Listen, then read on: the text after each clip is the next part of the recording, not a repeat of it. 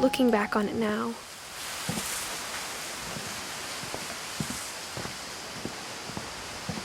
if she told me there was going to be so much climbing, I never would have come when I was 22 weeks pregnant.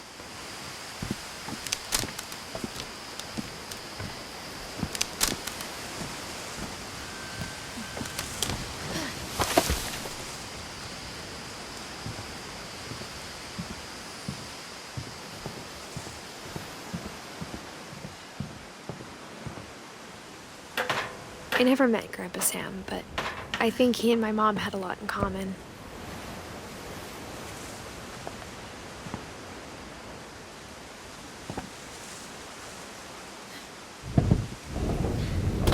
They were both pretty intense.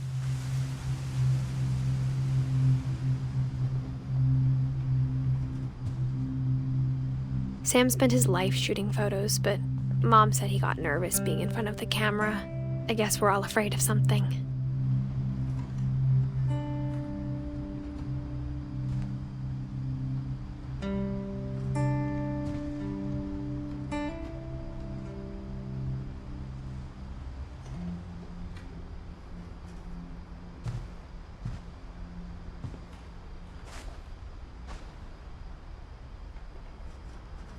Instead of hiding from death, Sam seemed to go out of his way to meet it.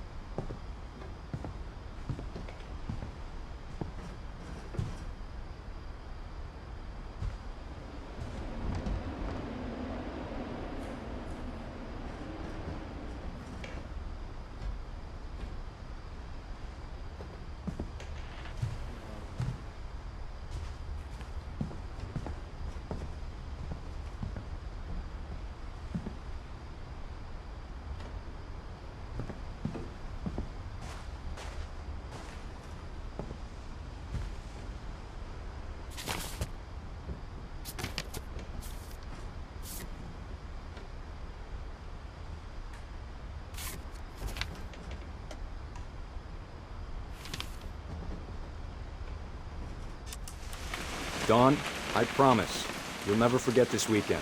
Yes, sir. These memories are gonna last a lifetime. Am I gonna have to shoot anything? It's a hunting trip, Dawn. Perfect. It's gonna rain the whole weekend, isn't it?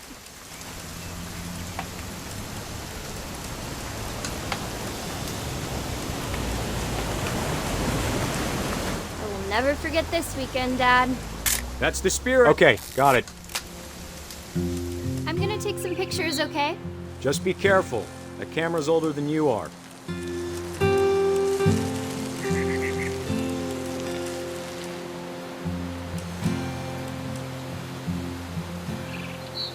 You're right, Dad. It's starting to clear up. Still freezing, though.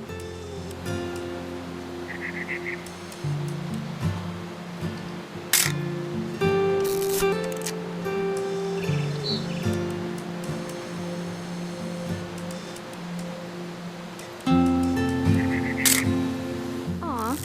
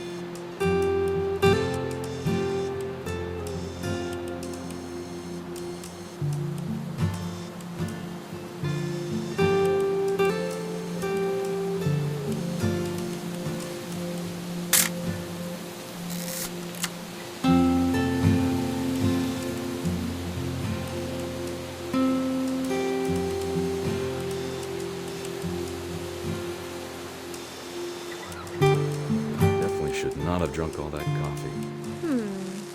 Hold still on. Hey! That's a keeper.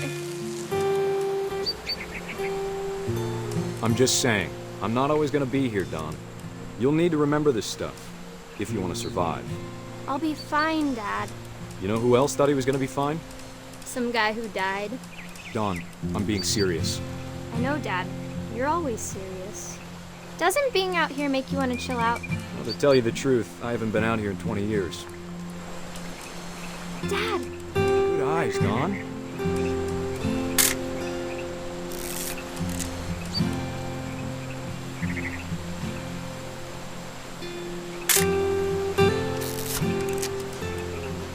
Before you take the shot, let me get a picture of you.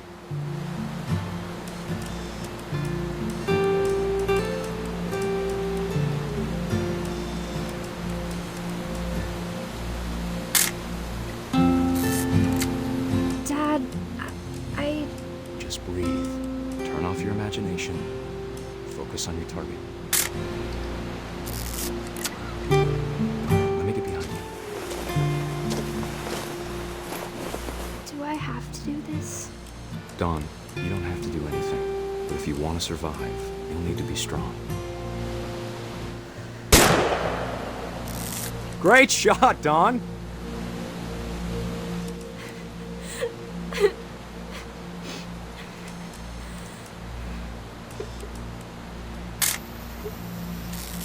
I'm proud of you, Don.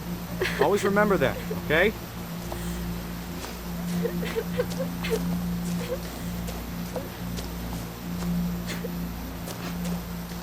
Dad, it's twitching. I think That's it's totally so- normal, Don. Just focus on the camera. Try not to think about— Dad!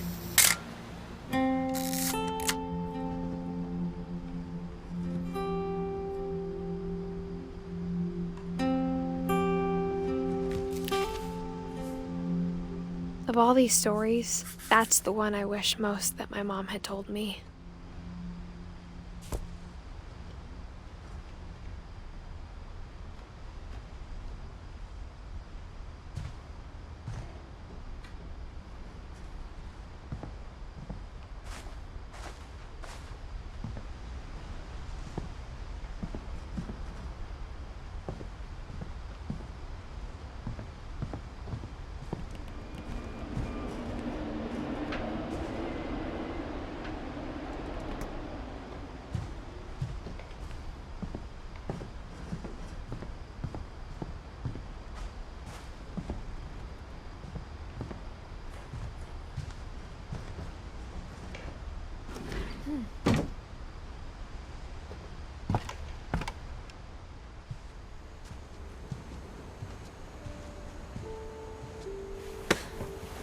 After Sam died, my mom and Edie got really close. They'd both lost a lot.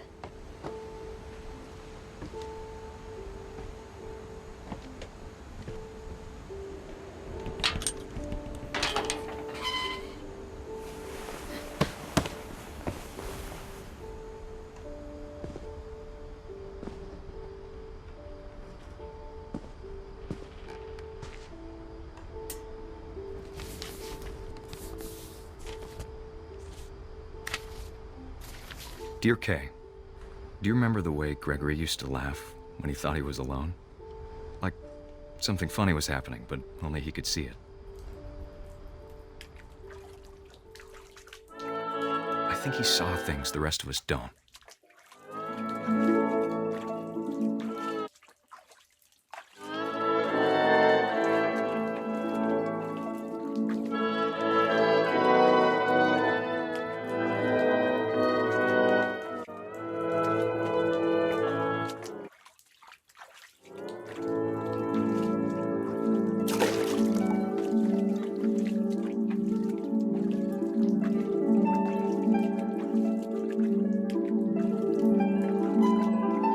Time's over, Gregory. It's time to... Hold on, sweetie. Hello? Sam, I told you I don't want to talk right now. I wonder what he saw. What his will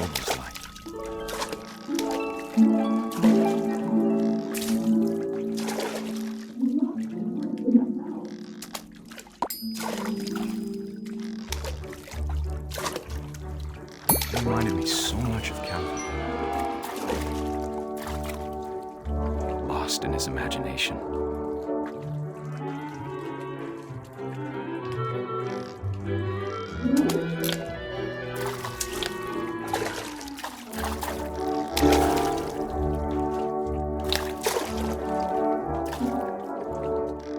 Whatever it was he saw.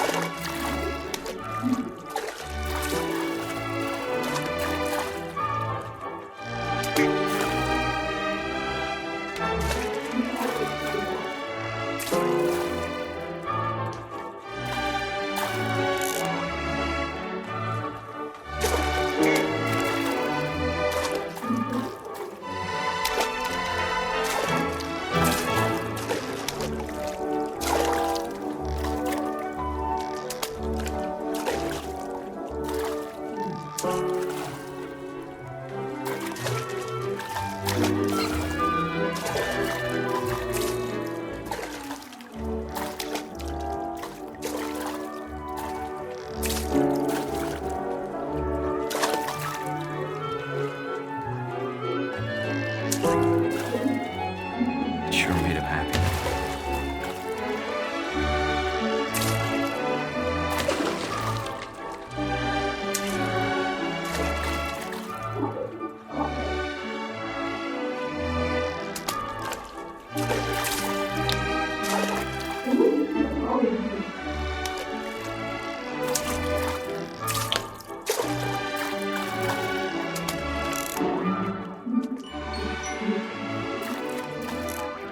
I know how silly it sounds.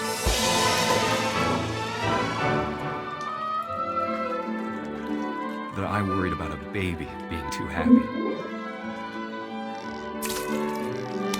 But I could feel him slipping away. Sorry about that, Gregory. I know you did everything you could. Maybe if I hadn't called that night. Damn it. I wish he could have told us I don't want about the world he saw.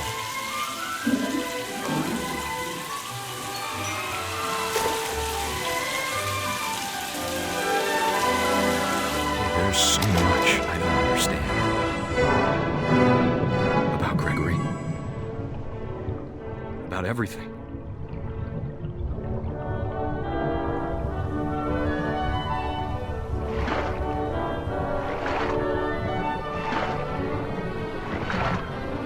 But I know what happened wasn't your fault.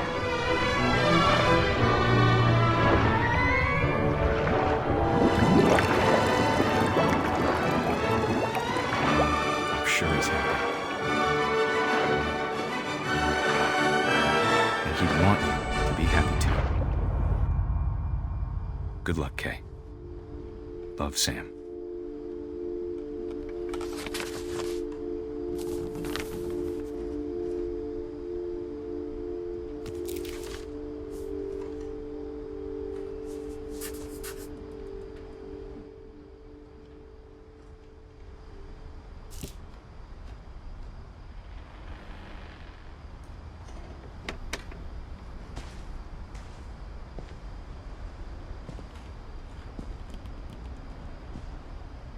I can't imagine my mom ever writing poetry, and yet...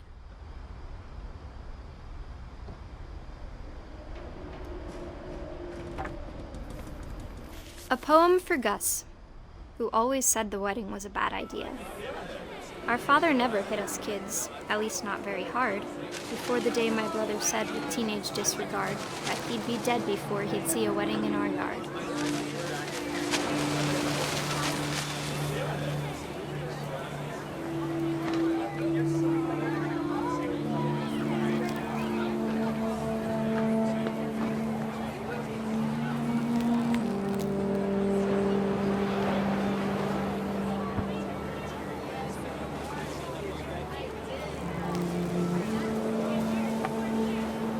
My father made him come, of course, but Gus stood far apart, just flew his kite and bottled up the storm inside his heart.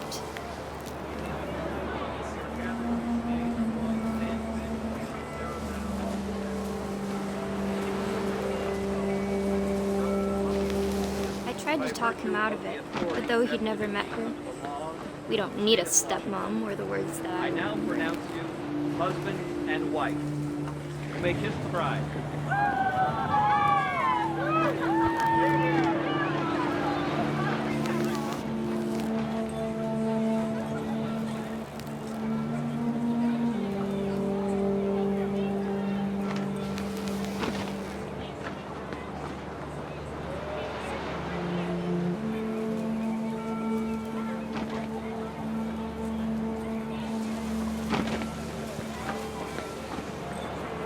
When the time for photos came, Dad ordered him to come here. But Gus declined, and as a sign held up his middle finger.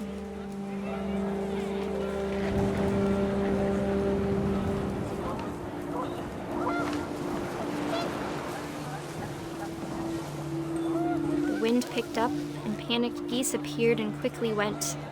But all the humans did that day was go inside the tent.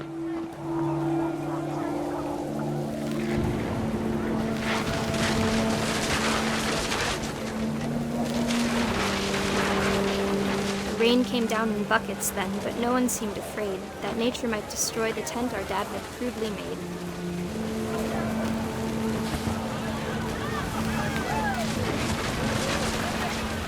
The thunder sounded much too close and full of angry power, but all my father said to this was, "Make the music louder."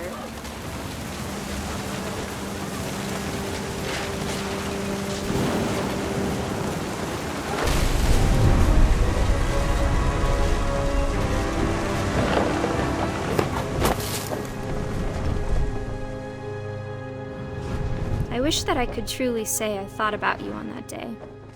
Out there on the beach alone, just you, the wind, the sea, and foam. But I didn't, until we found you.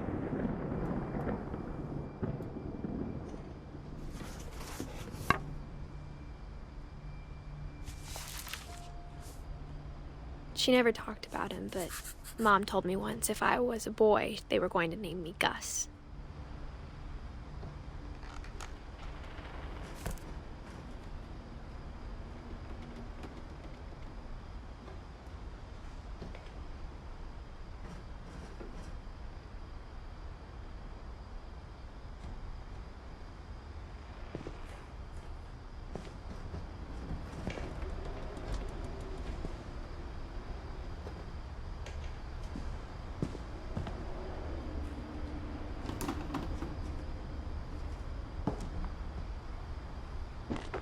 My mom moved up to the loft after her brothers died.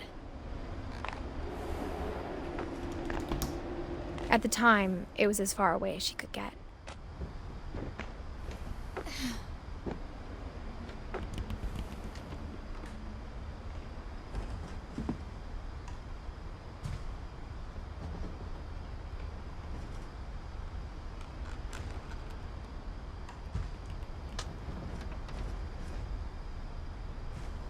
She spent a summer building houses in Calcutta, where she met my dad, Sanjay.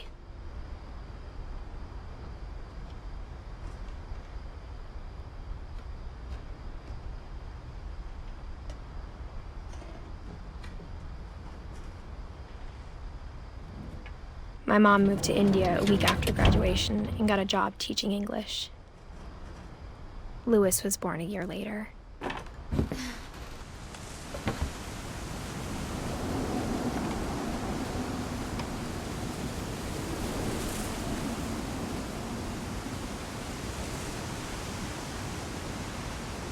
When my dad died, I don't think Mom knew where else to go. I'm sure Edie was happy to have her back.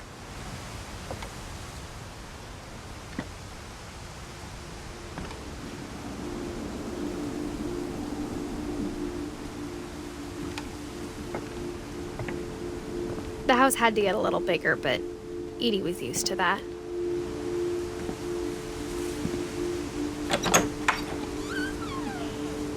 And for a while, things were good. Almost normal.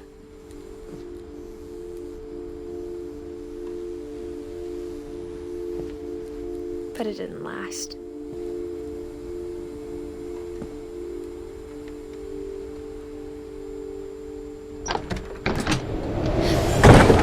The beginning of the end was Milton's 10th birthday, when Edie gave him a castle.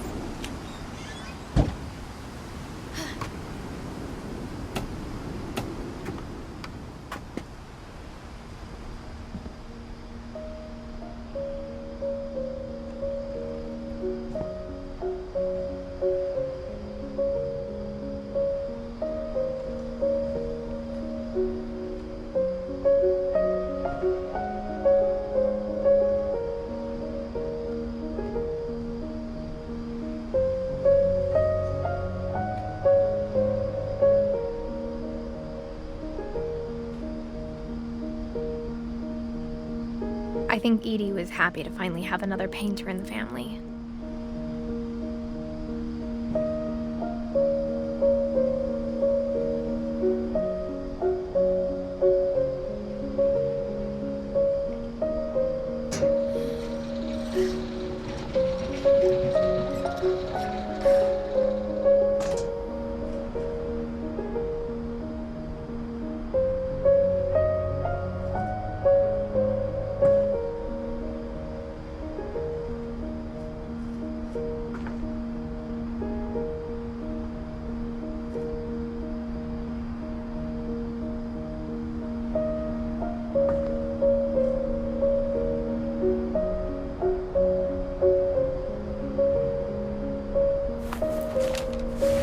Milton Finch in The Magic Paintbrush.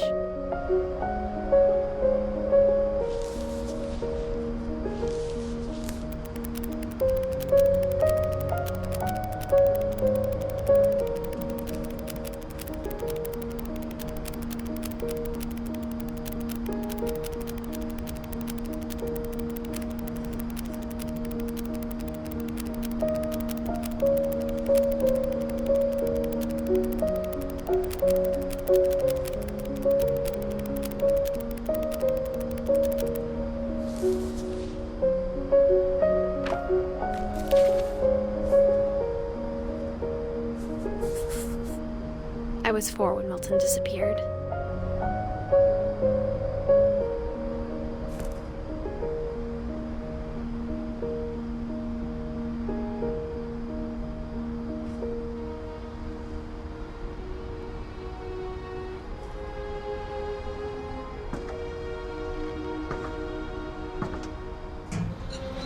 Mom spent months searching for my brother. Then she sealed the doors.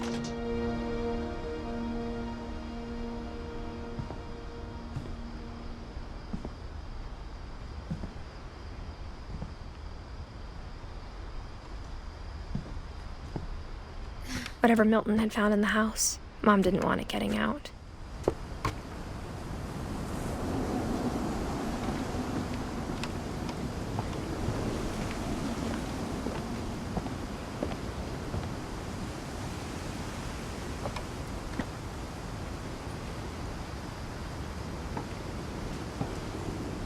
Mom definitely blamed Edie, but I think Louis blamed himself.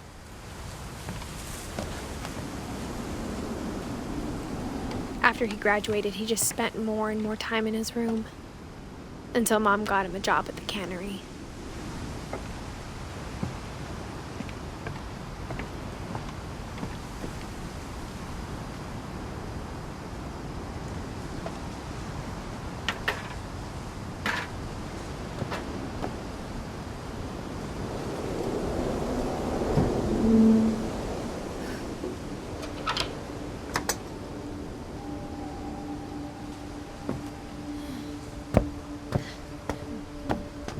Louis's room smelled very, very familiar. That part of him lived on.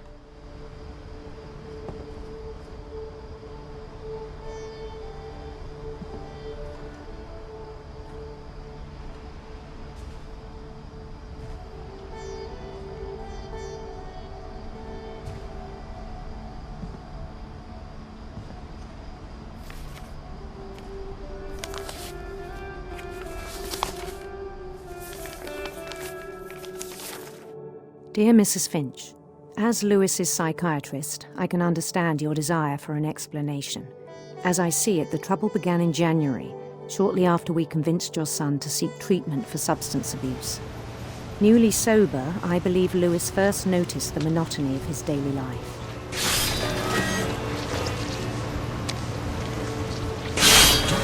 He kept working at the cannery, but he withdrew part of himself. In our sessions, I saw the same behavior.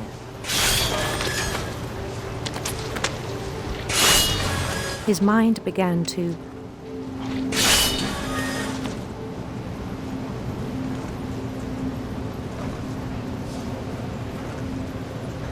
wander.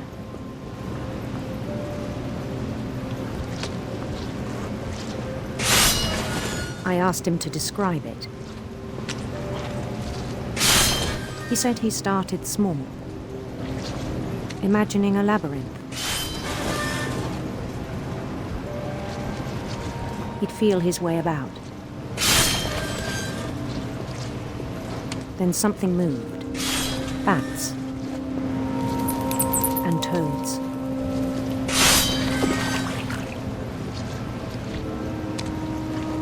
And things that have not names. He knew it was all in his head. But he took it very seriously. I had hoped he'd find himself.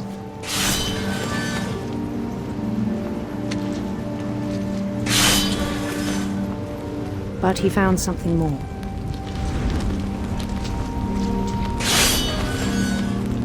I worried about him then, daydreaming at the cannery. I spoke with his boss, but he said Lewis had become a model employee. Methodical, tireless, focused. Like a whole new Lewis. So I let him go on.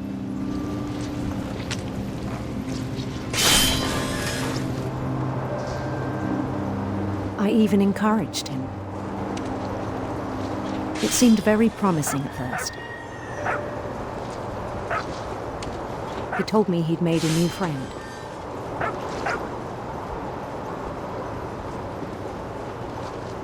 On the edge of a city he named Lewis Token.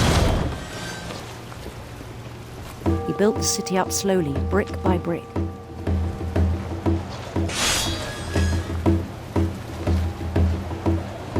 Then he made musicians.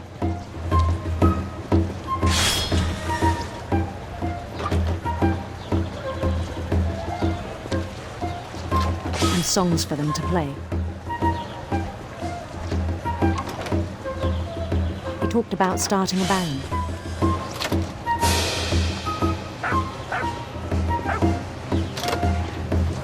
And he was always humming something. Every day his imagination grew stronger.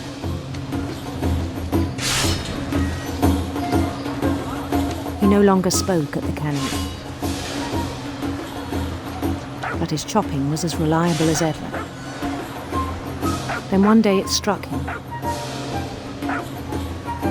that all the cheering crowds, even the stones under his feet, were all in his imagination, so he could do whatever he wished.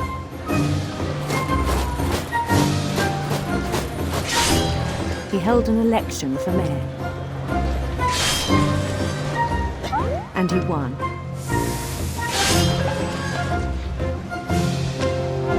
They begged him to stay, but his mind was already wandering. It became a game for him.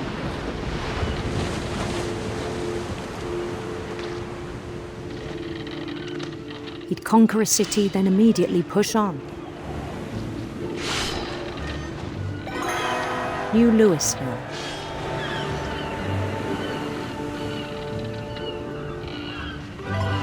St. Louis. He started drifting away from our reality.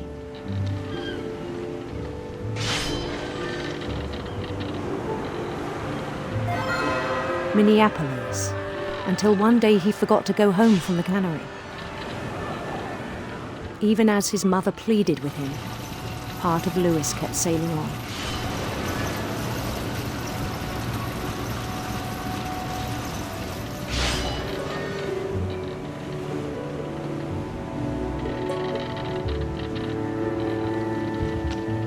In Lewisburg, he heard rumors of a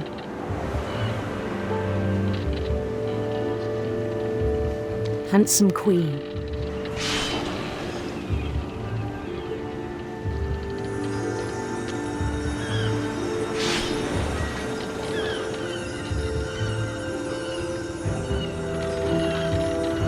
The queen was on her own quest for sinister serpents.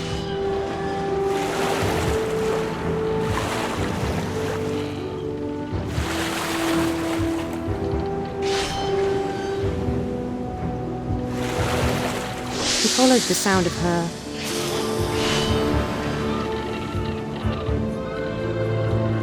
silver harp.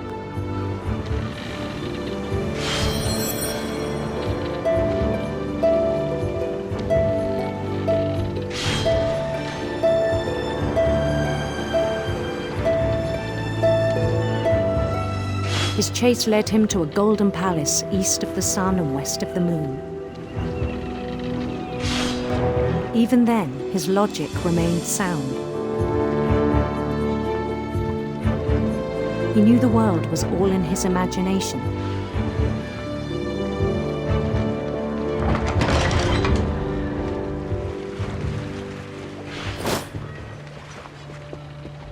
But he was so proud of having created it.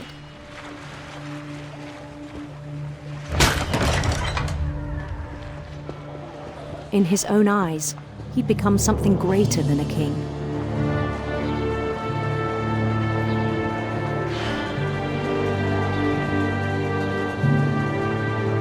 For someone who'd never known success in the real world, I think it was overwhelming.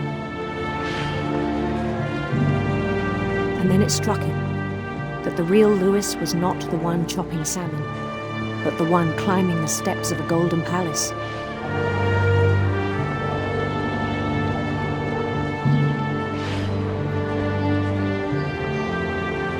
My imagination is as real as my body, he told me. It was hard to argue with him.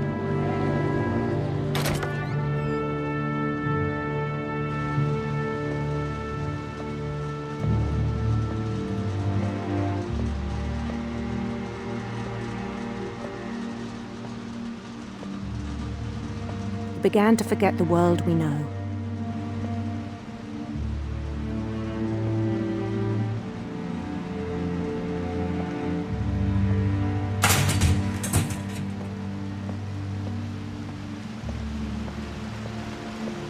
I think it pained him to remember Lewis, the cannery worker.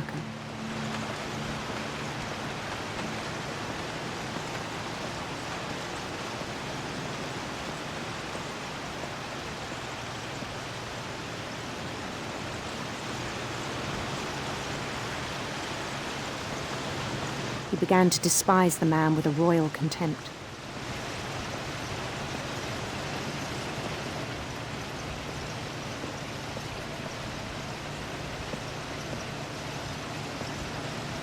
I still thought I could save him.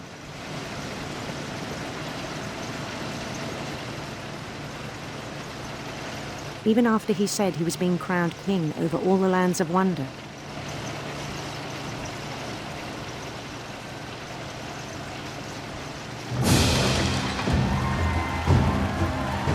The palace would be packed with his companions.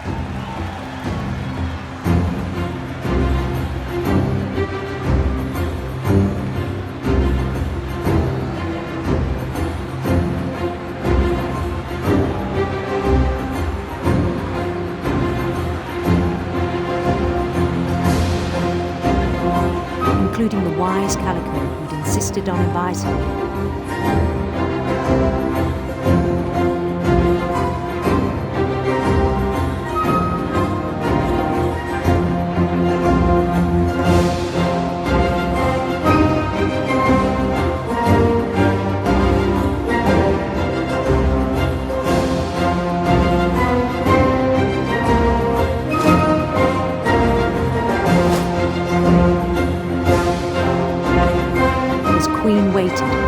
his crown.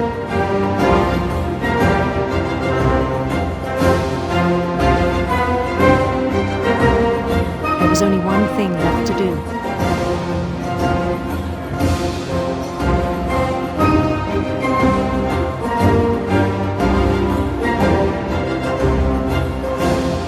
Bend down his head.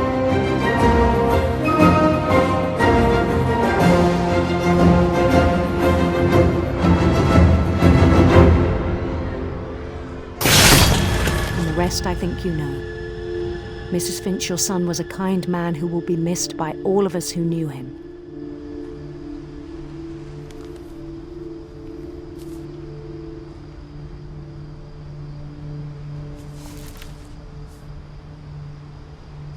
My brother was really cool. I wish you could have met him.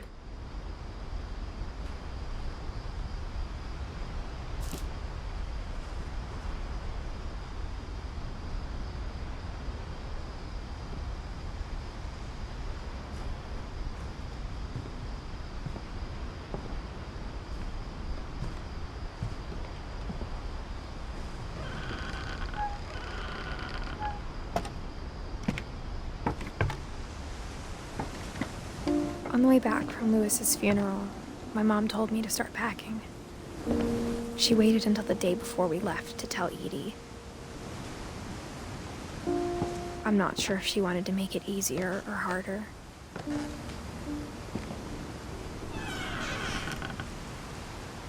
I wish we'd stayed.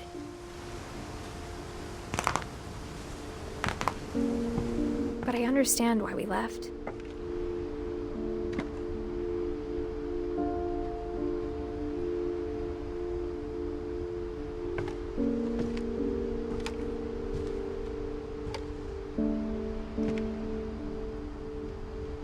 My mom ended up leaving everything behind.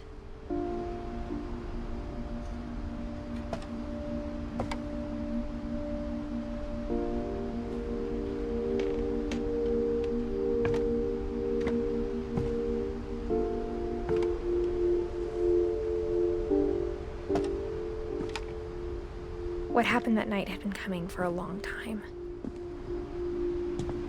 Maybe it should have come sooner.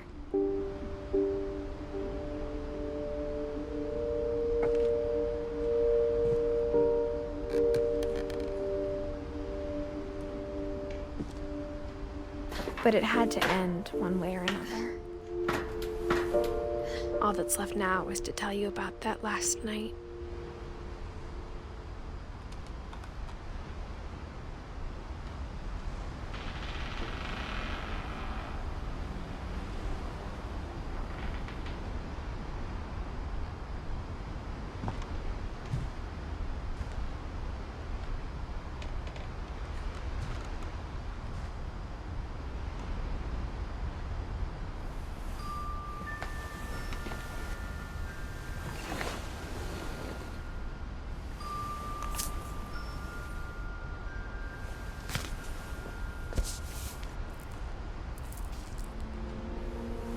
That whole last day, Edie just watched us pack and didn't say a word. Until supper, when she raised her glass and said, "To our final night together, and all our final nights apart." Grandma, you know what I said about alcohol. Some of your medications are very Edith, specific. I left a present for you in the hallway. Why don't you go open it? The grown-ups have to argue now. I'm sorry, you're right. We're all leaving tomorrow. Let's just enjoy our last... I'm not leaving. Edith, you're excused.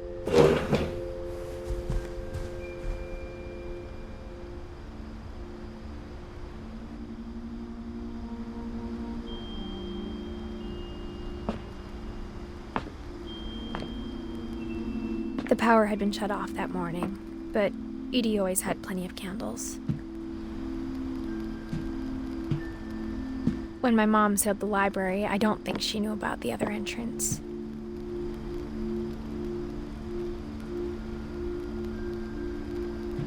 Or that Edie had a key to it.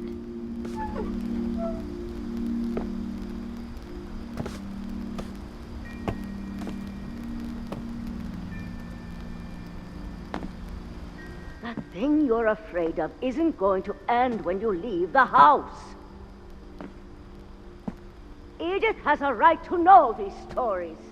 My children are dead because of your stories. I think it's best if Edith and I leave tonight. We'll have the nursing home send a van for you in the morning, okay?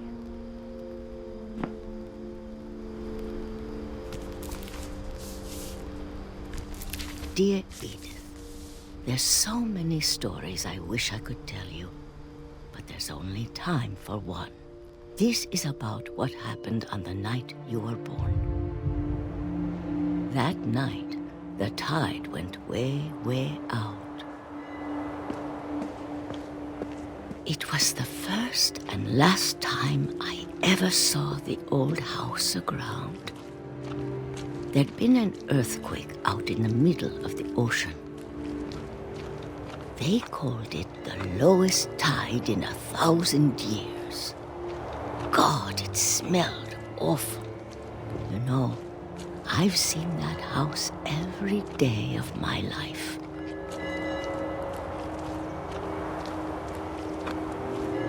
But I never thought I'd go back to it. When the fog rolled in, I lost my way.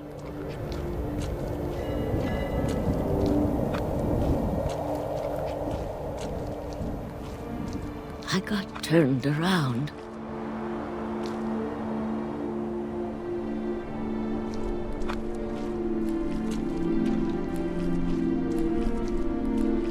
I started seeing things.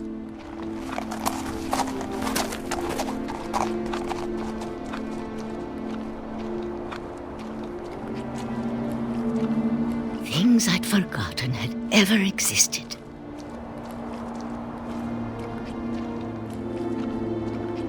But when I saw them, they felt like old friends.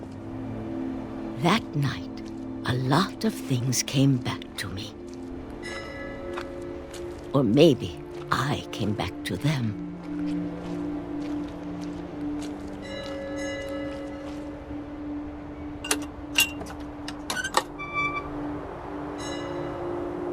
Things I can't explain, but that I need you to try and... Edith, what are you doing in here? It's mine. Edith! Mom, you're gonna rip it! Let go! I kicked and screamed, but Mom dragged me to the car.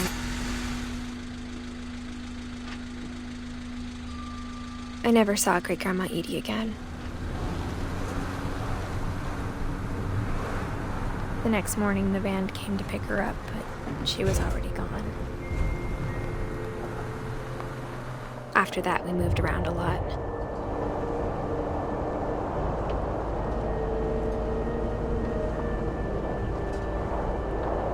We both tried to make the best of it.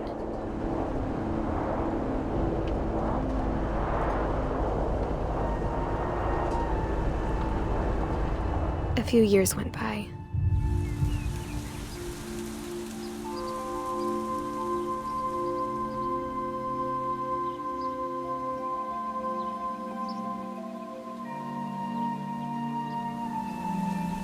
My mom didn't like to talk about it. But she started getting sick a lot. The rest happened pretty quickly.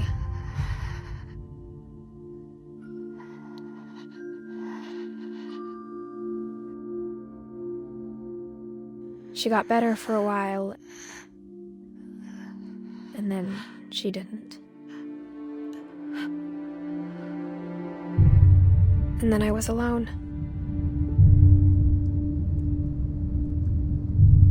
The last Finch left alive.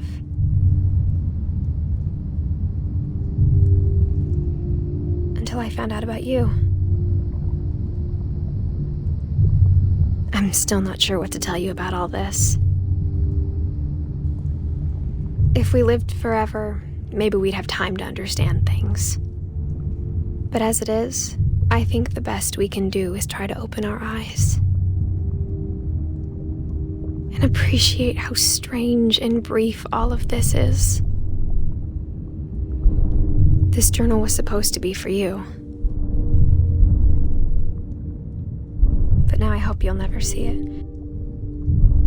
I just want to meet you and tell you all these stories myself.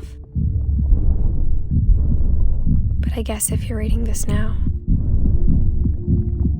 things didn't work out that way.